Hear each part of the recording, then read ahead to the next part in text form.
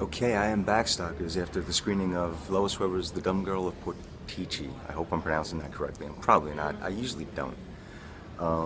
Coming from Anthology Film Archives, I'm on my way to go see another movie tonight, Damien Chazelle's La La Land, but we'll talk about that at a later date. Right now, I want to express some of the thoughts that I'm thinking, and feels that I'm feeling about the Lois Weber film. I haven't seen a lot. I've seen a couple of her shorter films, the 1 and 2 reelers.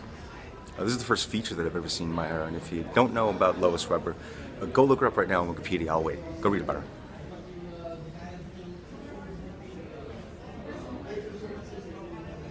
I'm not waiting for you. Lois Weber was Universal's biggest moneymaker back in the 19 teens.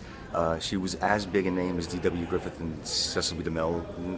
Unfortunately, most of her work is on the lost list. It doesn't mean it's completely gone for good, because a lot of these films keep getting discovered in the weirdest places and they get restored, just like the film that I saw tonight. It was restored by the Library of Congress and I think was partially funded, the restoration, by Milestone Films, the great Milestone Films. And they are distributing it. So, this was pieced together from a 35mm print and a 16mm print that came from the New York Public Library, actually.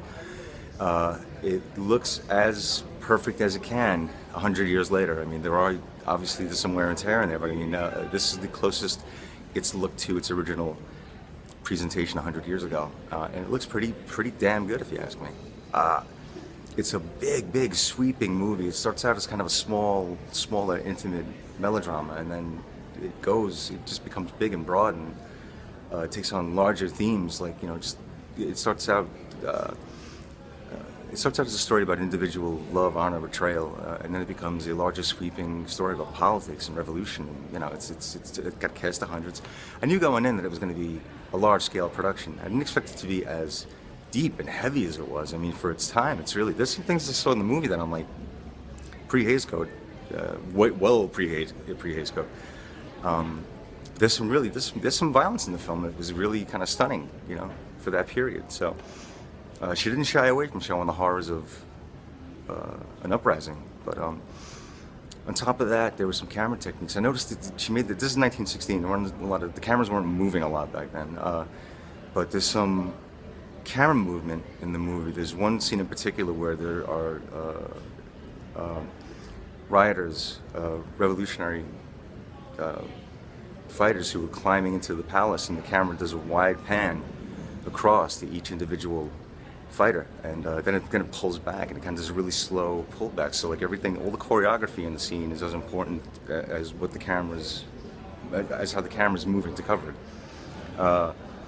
There's a few scenes like that in the movie. There's some really interesting camera work in here.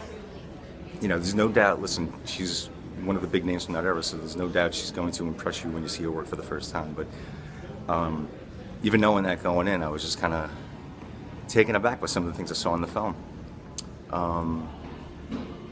The other thing is, this was Russian prima ballerina Anna Pavlova's only film. She did there is existing film of her performing some of her ballet, but this is the only feature film that she is in, and she does indeed dance like you do. But it's a shame she only made the one movie, because I kept thinking to myself how expressive her face was, her body language. I mean, as with ballet, you're not just studying dance, you're studying acting. So it's not surprising that she was this good, but it's a shame that we never got to see it again. I kept thinking of the Passion of the Christ. There's not a lot of close-ups in this movie like there is in the Dreyer film, but I kept thinking of the expressiveness of Falconetti and the expressiveness of the star of this movie. But if you get a chance to see it, it's really worth seeing. It's a really incredible spectacle. I mean, again, for 1916, this was in the wake of Birth of a Nation and Intolerance, so the large-scale epic had been done. This isn't quite on those scales, but it's up there.